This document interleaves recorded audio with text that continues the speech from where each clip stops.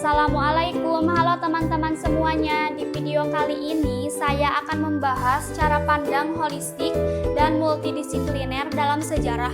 Lalu apa saja manfaat belajar dalam sejarah? Dan menurut kalian pentingkah sejarah sebagai pelajaran wajib di sekolah? Mari kita simak di video kali ini. Yang pertama yaitu cara pandang holistik. Cara pandang yang berprinsip bahwa mengenai keseluruhan sebagai suatu kesatuan lebih utama daripada hanya sekedar memahami bagian-bagiannya. Karena semua bagian dibuat untuk keseluruhan seperti mengeksplorasi makna dan alasan dari dimensi spiritual, literatur, arkeologi, geologi, filsafat, linguistik, penyebaran mitos, dan praktek kuno. Misalnya, ada seorang sejarawan yang menyusun sejarah perekonomian Indonesia. Hal yang dilakukan dengan konsep holistik di mana sejarawan harus melakukan pendekatan dengan mendatangi perpustakaan, museum, ataupun mendatangi menteri-menteri perekonomian yang dulu. Yang kedua yaitu cara pandang multidisipliner. Multidisipliner adalah penggabungan beberapa disiplin untuk bersama-sama mengatasi masalah tertentu. Dengan menggunakan tinjauan berbagai sudut pandang, banyak ilmu yang relevan. Multidisipliner menampilkan dua model penelitian yaitu multidisiplin murni. Setiap ilmu seolah-olah masih berdiri sendiri dengan teori dan metodenya masing-masing. Dan multidisiplin terapan, salah satu ilmu menduduki posisi dominan. Contoh, kajian pertama dilakukan dalam penelitian kelompok. Seperti proyek di dalamnya masing-masing, ilmu akan memisahkan diri sesudah tugas akhir selesai dilakukan.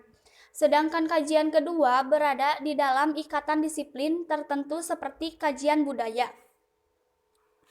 Ketiga, manfaat sejarah.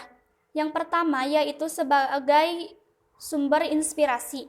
Artinya sejarah digunakan sebagai sumber inspirasi untuk kita saat ini.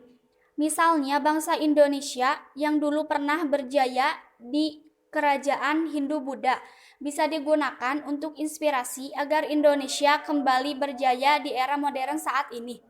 Sejarah juga bisa menjadi sumber inspirasi, contoh karya seni mulai dari film, buku, novel, dan musik.